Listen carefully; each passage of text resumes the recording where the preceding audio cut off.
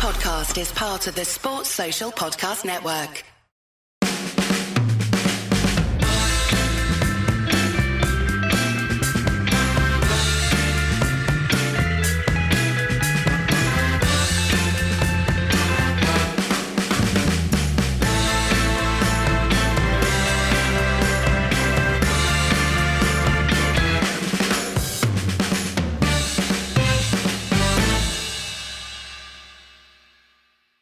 All right, Dan, how's it going? Yeah, it's going, apparently. It's going. Oh, man. It was a pretty miserable pod last week when we spent a lot of time talking about war and the geopolitics of sport. So I suppose we can get back to the more traditional discussion of just how crap Manchester United are. Oh, my gosh. That was an unbearable, intolerable performance of dripping wet incompetence and cowardice, the like of which I have rarely seen in the roughly Really? 30... I think we've seen it quite a bit, haven't we? We've seen versions of it, but I think that in the time under Rangnick, I would say lack of quality has been much more prevalent than lack of effort. Yeah. Whereas today we were treated to add a speedball of that heady mix. I mean, speedball is probably not right, is it? But you know what I mean. I don't know whether a speedball really adds the extra competence in life generally. Yeah. Another pod, that one. Probably involving Marquis Smith and some people a lot cooler than I am. Every single goal you can break down as just rank incompetence. It's not even about the goals. It's about the invertebrate thickness and lack of application. Yep. That I fully agree. Is impossible to put up with. And it's weird because a year ago, these were likeable. Yeah. There were obviously questions, but broadly speaking, aside from anything else, they were quite likeable. And now you look at them, I mean, you try not to look at them. Literally, like, I don't want to look at them. They make my eyes sick. True. I was watching this game with a friend of mine 4 minutes in, and we were both like, why are we watching this? Why are we doing this to ourselves? Because at that point, it was just so inevitable. I take your point about it's like the general incompetence, lack of will, and especially in that second half, notable lack of any kind of effort. Not to channel my inner Gary Neville here, but it felt like a lack of effort. But on each individual goal, you're looking at that and going, if there's just basic competence here, all of them, basic competence, all of them could be cut out. I mean, the first one, Tellez, Maguire just stands still because he always stands still. I don't even know how to criticise him anymore because it's just him. Tellez picks the back post, not the near post. I remember this from primary school football coaching. Like, the most dangerous man. You had coaching at primary school. Yeah. You're posh. Coaching at primary not school. Not good coaching. Gosh. Primary school, PE. Where's the nearest danger? Do that. So they missed that one. Harry Maguire, who was it? Someone on Twitter, which was very funny, I think it's Fish from the Football Ramble and Guardian, said Harry Maguire's defending for the second City goal was like when you press the wrong button on FIFA, and it was. I mean, he nutmegged himself. I think he was actually nice use of term advisedly, trying to be clever. The ball was coming at him, and he thought, I'll let it through my ample legs, and then he'll be able to bring it away like Beckenbauer. Problem being, there's someone behind him. You're in a penalty area. How often are you able to do that or do it blind? You're not. And Harry Maguire is a million miles away from Beckenbauer. It's the 1,000-yard stare afterwards that gets me. You can see it slowly ticking around in his brain that he's absolutely had one there. And David De Gea was going mental at the time. But he suddenly clocked, oh no. Yeah. This ain't going to look good on my social media feed. It's not really about individuals. I feel that they've got to look at it as a team. They win as a team, they lose as a team, and they're going to be working really hard on the training ground to put it right next week because they know it's not acceptable and they really apologise to all the supporters. It's your new job, isn't it? Social media writing for the players. You can just can the responses beforehand. Well, we're actually recording this when Harrence Maguire would be giving this Yep. interview with his hangdog face, with his lips all turned down and his hair swept forward. But it's the total lack of any oomph Yeah. when things went against them. And again, like, we can talk about the lack of quality, and it is significant, as is the lack of intellect, footballing intellect. But just the way that they folded at 3-1 Yeah. it is a lack of quality. And City are better, but it's also the fact that mentally they couldn't go to the well because they were shot. Being so shot technically was too much for them to handle mentally. And it's funny because before the game, I thought, well, if they can avoid doing what they did at the beginning against Atletico, then who knows? Because they do have good attackers, and we saw that today. But I felt like if they did what they did against Atletico, they'd be out of the game before they got started, before they started to play, and they didn't do it. They actually played all right. They played all right in that first half, yeah. And they subsided subsequently, which at least, like, they don't keep it boring. They keep amazing us with the new ways that they choose. And I'm not sure we've seen this one quite like that before, where they start a big game well, and then they just absolutely subside. I don't think that the setup or the plan by Ralph Rangnick was wrong, really. They didn't try to counter-press too high because that leaves loads of space. They defended fairly compact and they tried balls over the top, and that actually caused some problems, didn't it? They had this setup where they got Pogba really close to Bruno, and Bruno is basically this false nine with Ronaldo out. And there were rumours of the injury a few days ago, so maybe he's injured, maybe he was just dropped and he's had a huff. Who knows? We'll find out. And like, the setup didn't feel wrong, and that first 45 kind of bore that out. United were never going to have much of the ball in this game and were at least causing some problems. Scored a, great goal. Jadon Sancho. It almost looked like he'd lost it, and then it's a beautiful piece of quality. It was just, you're right, at 3-1, where City had a second bite at trying that exact same corner. The first one, Morris blasted over. Like 3 minutes later, they did the exact same thing. And it's a brilliant goal. But after that, they just mentally completely collapsed. And it's not like it's the first time. So it's obviously a thing. They cannot cope with adversity. And nothing Ralph has done or tried has been able to fix that.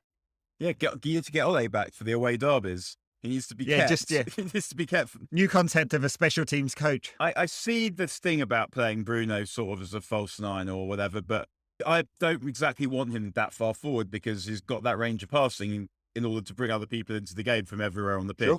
I guess I would have played Rashford in the middle and hope that the change of scene somehow elicited a change of, I don't know what, just something. It looks like something's eating him. I'm not going to suppose to have a clue what it is. I hope it stops doing that to him soon because he just doesn't look happy. Yep. But again, I would have played him, but didn't get to. It wasn't something that I didn't think that would happen, and I wasn't surprised by what I saw. And they did play well because the thing with City is what they do so well is they somehow outnumber you in the middle of the pitch and out wide. Yep. So what they tried to do was try with those men in the middle of the pitch and the wide players quite narrow. You're then starting to try. You're in a position where you can take up some space in the middle of the pitch, but also get wide quite quickly. And as you said, it worked for a little bit. And the problem, obviously, was conceding that second goal was a killer because it meant that City could then just keep the ball until they were ready to do something in the second half. And United had no answers at all. I think that nothing. City playing like that will beat most teams quite comfortably, but most teams won't set about it like United do. And you're kind of sitting there then thinking, well, what do you do? Where do you go from here? I don't know. Yeah, the long-term picture is not pretty, basically, because of the financials that came out last week, I think. Look, Rangnick's done the old Johan Cruyff thing of trying to make the pitch small when you're defending, like really compact. And so while City had that space wide and they're going to try and walk it into the box, they had something like 18 shots inside the penalty area. At least you've got a lot of men in there, right? So in theory, you defend that competently. I don't understand how this is possible, because when you defend the box, you will see much worse defences in theory than this one. limit the amount of shots that a team are able to have. And Yep. we know that they will be drilling this. And even if they're drilling it badly, they will be drilling something. So for them to go out on the pitch and again to look like nothing, like it did under Ole, makes you again think that it's the players much more than it's the manager. Just as I totally understand why people think Ole was limited, what Ole's limitations were. But what got him fired was the dreadful defending. The setup today was straight out of the Ollie playbook, apart from the Bruno false nine attacking thing. And they're still trying to defend deep, defend compact, and then get the ball forward really quickly. That was the playbook. It's the playbook that won United, 3 out of the last 4 at the Etihad, something like that, I think. So it wasn't wrong. It's just ranking competence defending, and then just desperate mental weakness as soon as they felt that they were out of it. Just there's no, and look, there were plenty of times under Ollie where United had all those comebacks, and you're like, okay, this is a group that really wants it. They care. They might not be very good, but there's something they're desperately fighting for. You could see that they were getting good, and they responded to adversity, and it was a kind of mental weakness that they had to respond in the first place. But they were able to do that, and now it's just you're kind of looking at them, and you knew that was a possibility that they would just absolutely no-show in this game, because we've seen it before. That we saw it even against Liverpool, the way when Ole was still manager against Watford. Obviously, their issues are quality. So you look at United's back four today, and you look at the 2 players in front of them, and probably none of them are good enough. None of them. Yeah. But they are good enough to do better than that, much better than that. And their inability to do it, I mean, you could definitely say that maybe Rangnick isn't able to inspire them. And on the other hand, though, that sort of gravy, that little bit of inspiration, if you're playing for Man United or playing professional football, there should be a basic level that you are able to hit every time. And what we're complaining about here is it's not Maguire and Wan-Bissaka, those Lindelof and Tellers, right? Their best level performance, they could put in an 8 out of 10 performance, all of them. But they're really like 6 out of 10 players. But what we're complaining here is not that they're 6 out of 10 players. If they're delivering 6 out of 10, we wouldn't have just watched that. If they'd have all played 6 out of 10 in that game. What we're watching is 1 out of 10 performances from some of these players, and as a collective, and we've done it a lot this season. So the bitching is that they're not good enough, but it's not that they're not good enough to be as good as Franco Baresi. It's that they're playing so far below what their capacity is and what we've seen them do. And they've been doing it for a long time, and responsibility for that is theirs. Yes. And look, I agree with that. And I'm always reluctant to get into a position where I'm saying, oh, it's the lack of passion, or it's the lack of commitment, or they're not trying hard enough, because it feels really trite, doesn't it? It's a piece of analysis, but it's hard not to go there after especially that second half, after witnessing that. Yeah. It's Stuart Pearce. You feel like Stuart Pearce. In the back of my mind is also, whenever I watch athletes and I think you're not competing here, you're not putting it in, I think all of the stuff that you'll have done to get to this point makes me feel uncomfortable calling you mentally weak or saying that you don't want it enough, because you've sacrificed your teenage years and your childhood, your youth, basically, all the stuff that your mates were doing in order to get to here. And that just in itself requires mental strength and dedication and commitment. So, but then it gets to a point where I guess to do it at the elite level over and over and over again, under the pressure of playing for Man United, when it's going badly, is too much for some of these players. Yeah, they all turn into Rory Burns facing Pat Cummins, don't they? I mean, it's... Yeah, you can I mean, they've made Rory Burns get a ball around his legs as look dignified. Yep. Well, Harry Maguire's legs were all in the wrong place. That was a cover drive for 4 relative to this. That he's still banging now. In the first test, he's 3,000 out compared to that. It's that as a group, I don't think I've ever seen as pitiful, invertebrate a team in the time that I've been watching United. I've seen some rubbish teams. I've seen some amazing teams. seen some teams that could explode and harm themselves, but I've never seen anything just as wet as that. Yeah. Pathetic. Yeah. Look, I don't know how that's fixed because it's not the first time. Rangers' record's not so bad. It's 2 defeats in 14, I think, in the Premier League at least. But they haven't played anyone. And when it comes to the end of the season and we haven't got fourth, and that looks unlikely now, it won't be that game. It'll be the run of games from when Rangnick took over to now, to not be absolutely miles ahead of everyone else is inexcusable.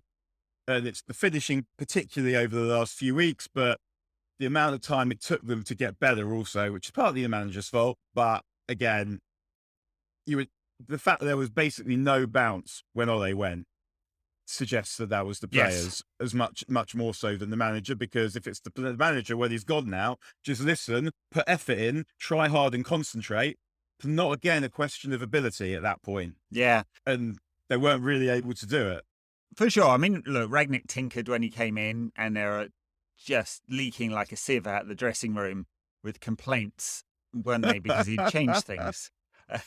But now, honestly, this is not some kind of fancy 4-2-2-2 counter pressing where he's just tried to get them to play a pretty he's trying to get them to play pretty basically tactically. He's not taken the fucking mink jock straps away, has he? He's just asking them to work hard and listen. Hey, maybe there's an actual mink in Harry's jock strap, and that's explaining his performances at the moment. I think Rangnick probably clocked this lot fairly early. Oh, he must hate them. Imagine how much he hates them. I'm sure it's loads.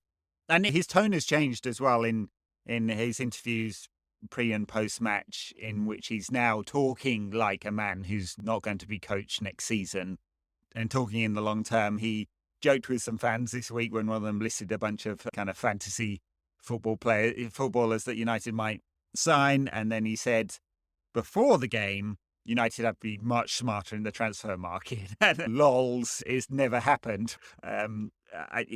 He's not wrong. The players that have options won't go to United because they won't be in the Champions League. You might get the pull of a particular manager. So if it's Pochettino, he's probably got quite a good reputation amongst players who've played in England. So that might get you something. And the United will always have some pull, but serious players with proper options. You might get, if you get Ten Hag, you might be able to pick a couple of Ajax players because they'll want to play for him. But there may be it is enough just for it to be United with a new manager, and people think, well, it's United, they're offering me this amount of money, but it gets to a point, doesn't it, where people they won't know the ins and outs of the debt and the Glazers and all the rest of it, but they'll know that this is not a healthy football club. If they've got smart advisors around them. I just don't know in what world does a really top player want to come to United anymore. The pull is fading because there's just been zero success over the last 9 years. I mean, there was always a pull, even in the 80s when good players were more spread around. So it wasn't like it is now. United still had brilliant players. So Manchester United would always mean something to people. I think there's a Martin Buchan quote along those lines. Of course, United will always mean. It's just when with the concentration of wealth and power in football, that means something for United's relative position. And I think they're already sort of floating numbers out there for the summer transfer market, which in previous iterations, they've released a lot of money when United have missed out on the Champions League. Looking at the 2 seasons in a row now of close to, there's 100 million loss, then 50 million loss. The cash at hand is depleted. The debt is as high as it's ever been. It doesn't seem like a scenario in which the Glazers suddenly release loads of cash. There's 5 players leaving from the squad on free transfers. A lot of wages back from that. Low wage budget. If United were canny and were in a position to get some interesting free transfers, that United would be in a good position then. But I don't know whether that's the case or not. And obviously the big name free transfers are not heading to United this summer. No, I don't think it's necessarily even that they need free transfers. If there's a sense, not some sort of money for like a brilliant player or two good players, then with sales and wages, you should be able to get in at least one more. And then you're going to need to be sensible with what you do with the young players at the club as well. Like you might need to start relying on some earlier than you would otherwise. But Yep. the thing with all this time, United have obviously spent this obscene amount of money since Fergie, but they haven't done what City did and what Chelsea did, where they basically went and bought a team very quickly.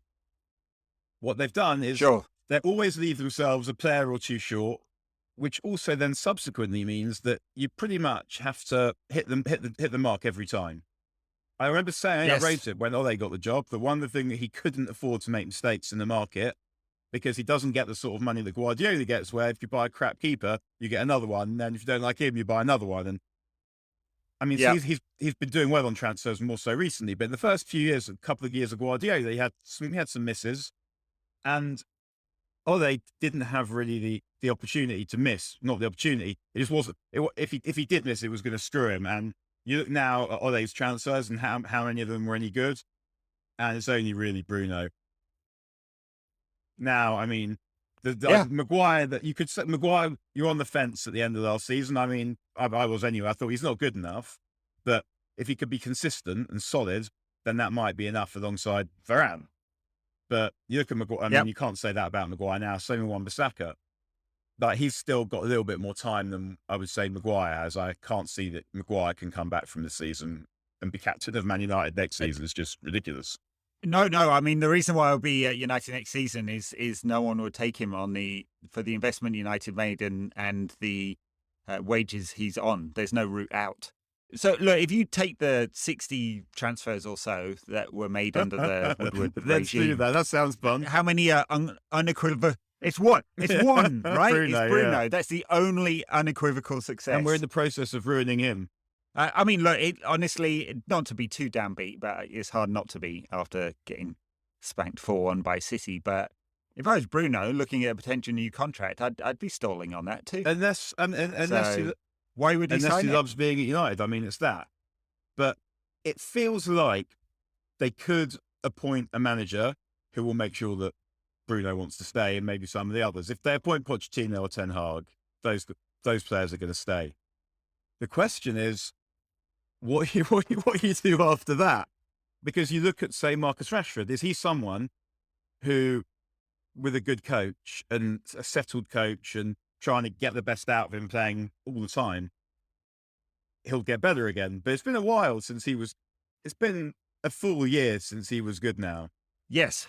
Yeah. Well, it's 2 full seasons because he wasn't good much last season, was he? The way that he's playing at the moment is he's just so listless. Yeah. That makes sometimes you watch sportsmen competing and you actually feel bad for them as a bloke because they seem to be suffering. Yes. And I don't want to like impute things that aren't true, but he just played with so much joy when he started and so much vigor. And it's not just a matter of him getting old, because you felt like that spark was something he'd always have, and it's just completely absent now. And he was at the point almost like a couple of seasons ago where it felt like you're going to have to get really good now. You're going to have to go from being good to being really good, or else he wouldn't be good enough for what United want. And it felt like he almost got there. And now we're miles over the other side. And the worrying thing is, how many examples are there of sports people who've gone into the death spiral of poor form and decline and then climb out of it across any sport? I mean, I guess it depends. And it probably happens quite a lot in the individual sports where people just come out of nowhere and win tennis. I mean, particularly women's tennis, which is the most unpredictable sport in the world. But I know what you mean. And I think that, however, if he suddenly went to play for Klopp or Guardiola, do you think he'd be good? Yeah, I do. Yeah, funnily enough. Yeah. Same. Because I think the tools and the ceiling are pretty high. He might not be good enough to be the best player in a team that wins the league in the Champions League. He might not. That he might doesn't not have be to be. But yeah, exactly that. He doesn't have to be, provided you're in a good team with other people that are doing that. Right. But again, the problem with United in the end is that up front, they've got the problems to cause any team's problems. We saw it today even.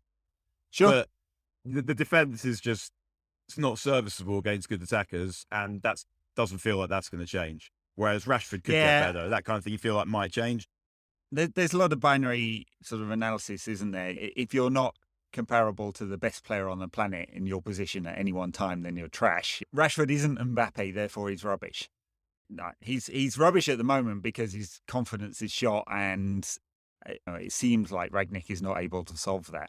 But there's something of a player there. I think my point earlier was that it's just been so long since we've had something out of him that isn't desperate. And like compounding all of that is all the injury problems. And he's fit now and doesn't seem to be able to find any form. And with Ronaldo injured, Cavani never fit. Do we think Cavani got a calling out by Uncle Ralph today? I mean, I just wonder. I mean, he wasn't on the bench today. Well, he said he trained well. He trained really well, and he decided, in fact, that he wasn't ready. Like, he basically didn't say he was injured. He said that the player had made the decision not to play. And Cavani does that a lot, as does Anthony Martial. I find you could get very Stuart Pearce about it immediately and just say, well, disgusting, should be playing with like a broken sphincter or whatever, and I would be that kind of thing. And he should just be playing all the time. And then I remember reading in Roy Keane's second book, I think it was, he said that Ruud van Nistelrooy wouldn't play if he wasn't fit. And Keane said he would like be putting himself through whatever to get on the pitch. And he said to Ruud, why don't you play? And Ruud said something like, I've only got one body, I've got to look after it. Keane at the time, it said it made him think, and he now realises that Ruud was right and he was wrong. And that's Roy Keane. But with Cavani, it's just the quantity of games that he misses. And I mean, we knew that this was the case. And the problem is ultimately, it's not just Cavani's fault. It's the fact that we've signed Ronaldo and he's been crap most of the time. And we don't have Greenwood anymore. Yeah. There's about £1 million a week of talent there that you've just mentioned in that one sentence, of wages, that is, not on the pitch today. So I guess that doesn't help, although given the performances of Ronaldo in the last 3 months, then he hardly justified a place in the team anyway. But he's having to play every game. He's having to play every game because there's no Greenwood and no Cavani. And I'm not saying that, I don't know if that's the reason, but it because of what's happened, like being without those three players has made a massive difference, because it's meant that you're totally, no Greenwood means you're totally relying on Cavani and Ronaldo. Cavani's never available, Ronaldo's out of form. And then it's a total mess. But again, the problem isn't even that. The problem over the last few weeks has been they can't score goals, that they should just be, chances they should just be scoring. And today they've just been taken apart because they didn't have the moxie to put effort in. Yeah, for sure. Two passages that I found extremely funny. I've got one as well, actually. It might be the same. Go on. It might be the same one. First one was Bruno and De Bruyne having a joke and a laugh just before the kickoff at half-time. I was like, okay, I don't really care about this as long as you plant one on him later. Don't be all jokey. And then the better one, the even funnier one, was Fergie, who was sitting with David Gill, as he often does, and John Murta just behind him. And they looked at the replay of the second goal, and he just turns away in absolute disgust, having looked at a replay of that goal. What's going on with Fergie's bonnet these days? With his hair. Yeah, it's sort of that sweep forward. It's almost like Gabrielle. Like, it's comb over. Yeah, but it's not exactly a comb over. It's like, it seems like he's actually got more hair than he had 10 years ago. I'm not sure. But no, the passage of play that made me laugh was just after City scored the third goal. United come forward, and Wan-Bissaka brings it away like Cafu. And then he tries to play a through ball, and it just, I can't remember where it went, but it didn't go anywhere near where it was intended to be. But just the amusement of him actually attempting such an audacious activity made me laugh. And then the execution, because he knew what was coming. 60-yard crossfield ball by Wan-Bissaka, yeah. I thought that, talking of him, Wan-Bissaka, that Guardiola made a good decision in that he always does well against Sterling, who's just trying to run at him most of the time, and he's able to cope with that. So he played Grealish, who's more of a floater. Yep. Pause. There we go. So Grealish was more of a floater, so he's drifting. He's not sure might come short, plays a bit more, not, I think probably off the cuff rather than Sterling. Sterling City have their moves, and Sterling's been playing with them for years, so he does it. Grealish is a different kind of thing. He's a bit more improvisational, I think. He is, but he picks up those spaces that all of the United players find it hard to cope with. All of them. Right. So because neither of Fred or McTominay are kind of used to like looking for players in, or can cope with looking for players in those half spaces. And United's back four are so static. Grealish, he's not had a great season by Grealish standards or by £100 million player standards, but he absolutely ruined United whenever he got the ball today, because United are static in those two lines and everyone around them is not. There was just so many occasions where, and in fact, this also happened under Fergie. Did I say in fairness? Do I keep saying in fairness? Dickhead. It used to happen a lot under Fergie against City towards the end, where they had more players. And the thing, it always reminded me, United look like a table football team, and City look like a Subbuteo team, where they're just moving and getting close to each other. United are just stratified in lines and too far away. It looked a bit like that today, where again was just that City's ability to, why are we doing this? Why am I rhapsodizing about this, dickhead? Where they're able to make the pitch simultaneously wide and also then crowd you out in the middle. And they just, it's about moving the ball quickly and doing the simple things well. People like to overcomplicate what's actually going on here. And Guardiola is quite a complex coach, but it doesn't have to be like that. Is that in terms of what's really going on is they run a lot and they know roughly where the people are going to run to, because they're always running into space and running towards the ball and away from the ball. And it's so basic. And these are the things that you don't see United do. It's not about when the ball's in square H17, you've got to be here and you've got to be there and you've got to be there. Yeah. But that happens, but they also give them the opportunity to improvise, because you know that in the pockets, there'll always be someone there. And I find it really hard to understand why the United players find it so hard to be in the right places. Like the lack of, because it's not complex. The lack of technical ability, obviously you totally understand. If you might have a foot shaped like a boomerang, you're not going to be able to kick the ball straight. And whatever it is, but the inability to get yourself into the right position to receive the ball to support a teammate. Because for sure they're getting all the video analysis of this, and for sure they're getting the square H17 or whatever. And they've been playing football, these boys, since they could walk. Yeah. They're unbelievable footballers who played football basics, at every level. They've had the best coaches at every single level, because they've been brilliant at every level, which is what's got them to this point. They've played with some of the greatest players the world has ever seen. They've played with some brilliant managers. They've played international level. They've played World Cups, all of them. Yep. Passing and moving. Basics. Just pass and move and try fucking hard. And you won't ever, ever, ever, ever see a performance like that today. That's it. That's all you have to do. Clearly, I fully agree. They're just not doing any of the basics. And I mean, it's like, as I said earlier, primary school, attack the nearest man when you're defending. It's just the basics. And they couldn't cope with any of that movement. I mean, it was really striking how City are not quick all the time. They're slow till the final third. And then as soon as they moved the ball quickly, United were all over the place. Just the complete inability to do the basics. And like, I know Burnley got smashed yesterday, or would pick a side that is sort of traditionally inadequate, but knows how to do the basics of keeping the pitch small when you're defending, and they would have defended better than United for all four of those goals. Anyway, have we had enough of bitching about United? Any more bitching to be done? One of my mates told me he was engaged in an argument with one of his mates about which one of them hated Harry Maguire more. Oh God, I hate him so much. That is just this is the standard of conversation now.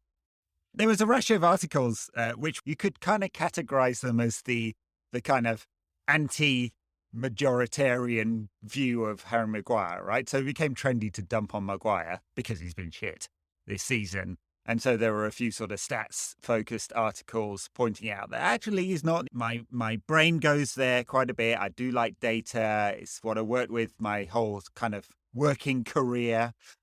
And then there's my eyes, and I see the clown on the pitch, and I just can't reconcile those two things. That's the thing, because these things are expressed often as one or the other. Will it be data? Will it be eyes? Like, it doesn't have to be like that. No, Like, sure. always trust your eyes first if you're watching something, and then because data is obviously useful for stuff you haven't seen. Sure. But always trust your eyes, and the data is interesting to give you a different perspective. And I don't like Harry Maguire may progress the ball. I believe we now have to say passing into midfield is good. He's not. It doesn't mean if you think that he's nowhere near good enough to play for a team challenging for the title, Yep. that doesn't mean you think he's useless. Although in parentheses, is he any worse than John Stones, who seems to be doing this every season? Not necessarily. But he's not better than almost pretty much every regular defender of the Fergie era. He's not better. He's not better than Ronnie Johnson. No. He's not better than Wes Brown. No. He's not better than Paul McGrath. Definitely not. He's not better than Gary Pallister. He's not better than Steve Bruce. He's not better than obviously Vidic, Ferdinand, Stam. He's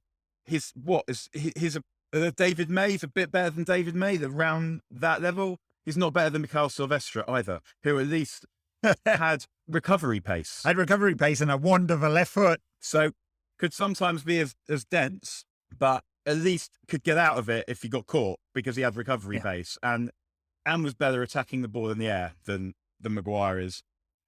Oh my gosh! And the other thing, I did I laugh at Wan-Bissaka again, totally stunned off by Big Phil Foden. Goodness me! Oh my gosh! Maguire got booked for a tackle in the second half, it was so late it was in a different postcode, right? It's absolutely magic how bad that was. The problem with it was it wasn't exactly so. It wasn't a tackle that I particularly enjoyed exactly in the way that the Moyes home derby where they got smashed. We got smashed. Fellaini stuck the elbow into Pablo Zabaleta and the ref didn't do anything. And at least I guess I found like some kind of pleasure in that because it was just wanton violence. Whereas the Maguire tackle was just his a cause. And that's why it wasn't, he didn't do it for redemption. He didn't do it to get the crowd going. He didn't do it for pleasure. No. He didn't do it for revenge. He didn't do it for comedy. He did it because he got there as quick as he could. And it was much, much too late.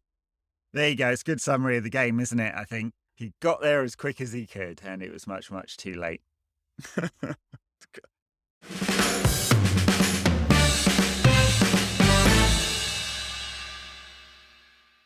I was trying to work out prior to this recording, do we want to talk about all the horrible shit that's going on in the world again? Because we did for quite a bit last week, didn't we? But there is like a small update. There was every Premier League ground had a sort of support for Ukraine moment this weekend, which was touching. I have an ongoing conversation with several friends about the dichotomy in the world's response to this one versus other abysmal stuff that's happening around the world. And we talked about that last week, didn't we? Yeah, the thing that rankled about that was Arsenal, like on their Twitter, with their armbands in the Ukraine. And whereas last season, they slagged off Mesut Ozil for supporting the Uyghur Muslims, saying that you've got to keep politics out of football, said the team who was sponsored by Visit Rwanda.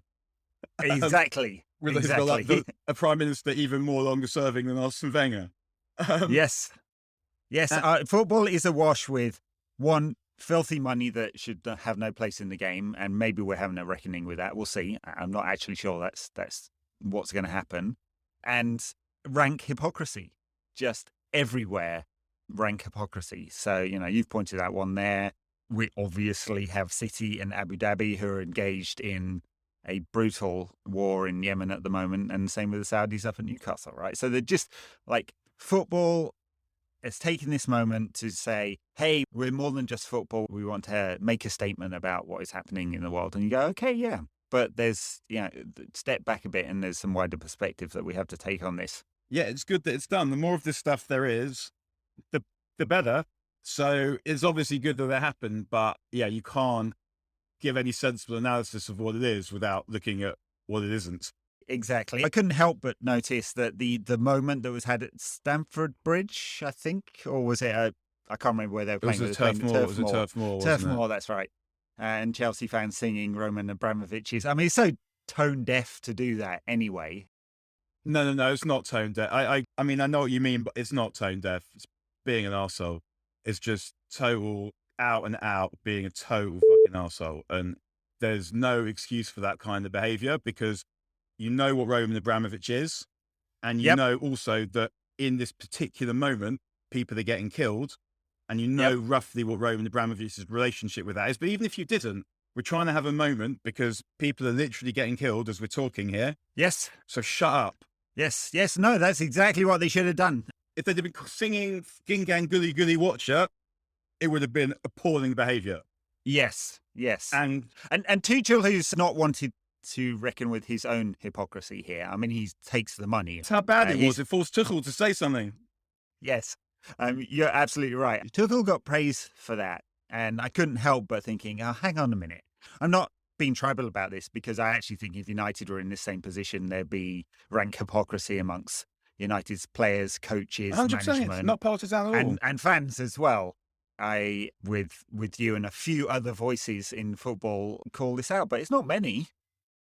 It's not many, which is why it's surprising that football has been so at one with their voice about what's happening in Ukraine, and yet won't call out the other nastiness that we've attached ourselves to as a community. And even acknowledging, and that's before what has to come at some point, but won't, is some level of culpability for football. They gave Putin a World Cup. And we talked about this last week, but the connection, and I think that in terms of people calling out what's going on, we're seeing a lot more of that now, because it feels like it's got to the point where it's not just a matter of right and wrong. It's a matter of, I can't be seen to have said nothing, which is important. Yes. That it has, because when you have people who are in a position to say something, you need to have a reckoning with your own self as, could you have done something? Did you do anything? And you get situations in history where there'll never be all the right is on one side and all the wrong is on the other usually, but where there's so much wrong in one place that everyone is more or less in agreement, like these are the goodies and these are the baddies. And this is one such case where you're able to do that. So football at that point feels able to suddenly remember that it's able to be involved in politics again, whilst forgetting its previous involvements in politics when it was busy keeping football out of politics. And yeah. And so it's not, I don't even care about all the self-congratulation and aspect of it, like whatever, just but we just have to be honest about what's going on and who's responsible for it and who could have done more or less in order to get better. So it's not like this in the future, but yeah, that's obviously not going to happen.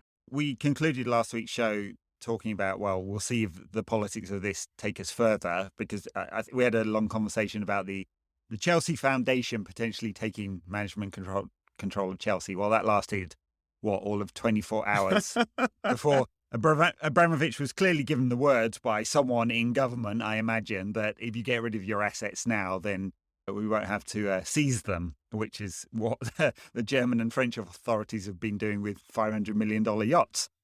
So he's out, he's gone, he's going to be selling the club. I guess if he really cared about Chelsea, he would just give it to the fans, because the money doesn't mean anything to him. But he's going to sell it to some more billionaires who will just be more billionaires. Who knows whether they'll be better or worse. And in any event, but what I found frustrating about that was he was suddenly set up as, well, great man for doing this, writing off the debt. And it's like, hang on, someone pointed out to me on Twitter that if he writes off the debt, then the club is just worth that amount more. Yeah. Because it doesn't have that amount of debt on the book. So that's obviously a total nonsense. It's a total nonsense. Yeah. Who knows what the negotiations are actually like. But talk of Chelsea potentially being sold for $3 billion or something like that. That's pounds. It's double the price of United on the current stock exchange. And that's also what he paid for it. Yeah. Plus what he spent on it.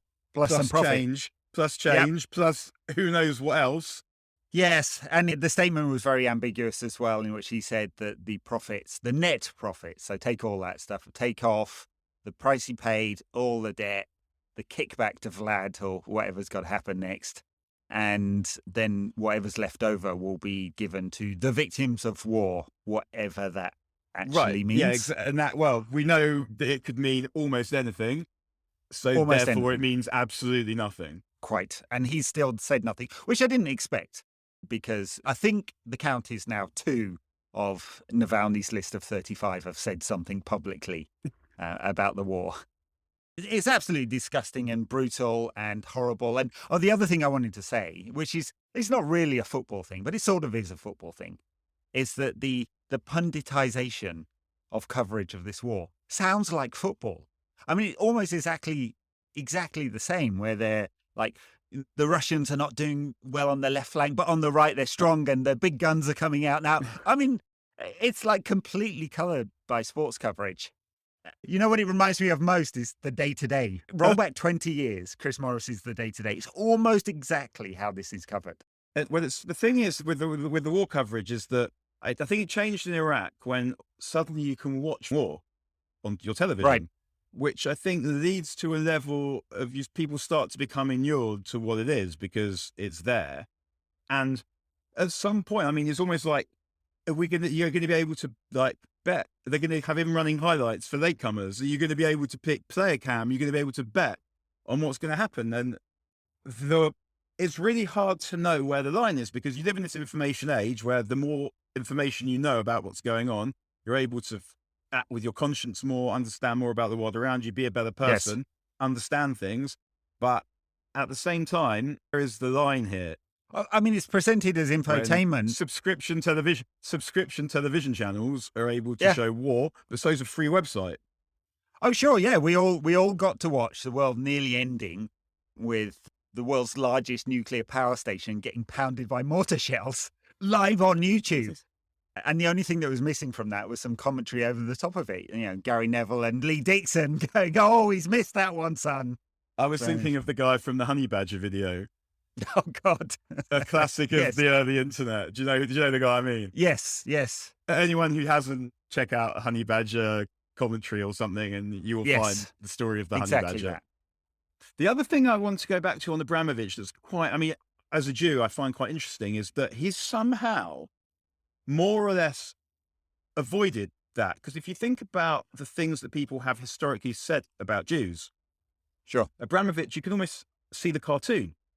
Like, he is unbelievably rich from money he didn't earn. Yes. He's connected to power in some way. We don't know how really, but he is shady. We know very little about him. And he moves in very strange circles and is somehow elusively always seems to sort of win. Yes. He doesn't get the George Soros treatment from media coverage. Yeah. And the reason why I'm sort of interested in that is because I'm also thinking at the same time about the difference in the coverage with Abramovich versus Abu Dhabi versus Qatar. Yeah. And I think you could say, well, Abramovich was first when we all knew a lot less. So that would be one reason there was less coverage. True. And another one would be he's not a state. And there is something extremely unpleasant about a state owning a football club. Maybe Abramovich is sort of that as well. Quasi, but more or less, yeah. Like if it's better, it's not much better. Yeah. And then makes you think, is the coverage that Qatar and Abu Dhabi get, like, why is it because they're not white men? That is like, do we think that is part of what's going on here as well? Because the thing is difficult when people are actually doing bad things to say, well, it's this.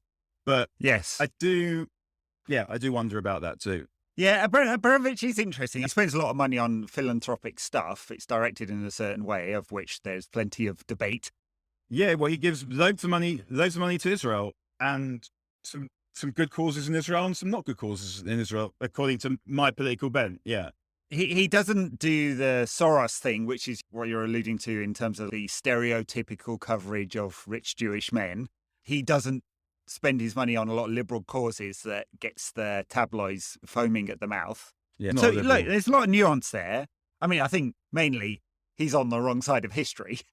And this is a football podcast, but he's deeply involved in football and politics. And as we mentioned last week, they are the same thing. And we need to all ask ourselves a real question about whether we really want this in our game. I think it's really bad for the game. But it's also, it's bad for the world. It's a tricky thing because there is something that I feel slightly uncomfortable about a government just being able to go and take stuff away from people. And that's not because I don't want the rich people to have less and the poor to have more, or because I'm not socialist. It's because I don't like authoritarian government. Absolutely. It's an extension of authoritarianism to say, we don't like your politics, therefore we're going to take away your stuff, which is what sanctioning is. But then if you look at the football clubs, if you look at the football clubs and think, well, you took them from the people, and we've decided that it'd be a better. The democratic process has decided that To give it back. it would be, our country would be a better place to live in if this wasn't the case, and people would be happier. So unfortunately, hard lines and a shake of the hand, then I feel like I could live with that level of authoritarian government. Yeah.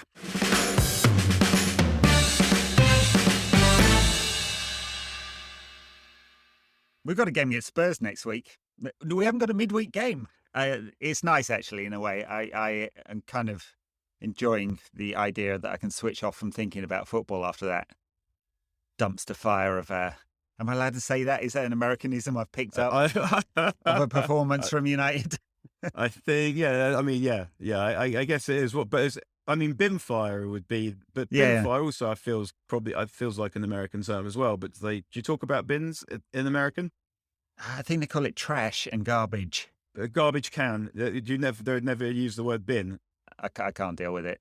There's many other examples of this. But anyway, Spurs, we have to beat them, I suppose. With Wolves and West Ham losing this weekend, it's kind of simplified stuff.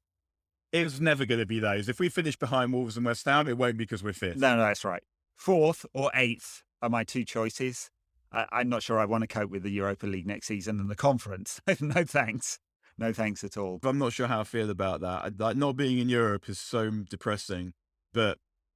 And I want to go to some Euro aways, and I guess there is that. Euro aways would be better than no Euro aways. But they're like watching that the conference would be just the absolute pits. Yeah, it really is. Someone's going to be in it, and no one wants to be. Spurs play Everton on Monday night, so this will be out before then. Who knows with Everton? They are desperate. We'll get to this in the backers content. So it could be very spicy if Spurs have won and United then really up against it to win. I mean, desperately. I mean, I feel like it's at the point where 4th has almost gone now. I don't know what the betting markets are saying, but I bet it's like a 10-1 shot, something like that. The only thing is that Arsenal's games in hand are against good teams that they could easily not get very many points out of their games in hand. But the thing was always that if United don't beat Tottenham, they're obviously not going to beat Liverpool either. They're going to be quite a long way behind. 538, whatever you believe about the model, have United as a 12% chance of. I mean, that's where I'd put it. I think that's fair enough. My non-scientific analysis says, 10-1 is about right. Yeah, unlikely. Seems very unlikely. All righty. Well, try and have a good week, everyone. Just don't torture your mates if they're City fans. It's best just avoid it. Anyway, Dan, have a good week. Yeah, see you again. Bye, everyone. All right. Bye now.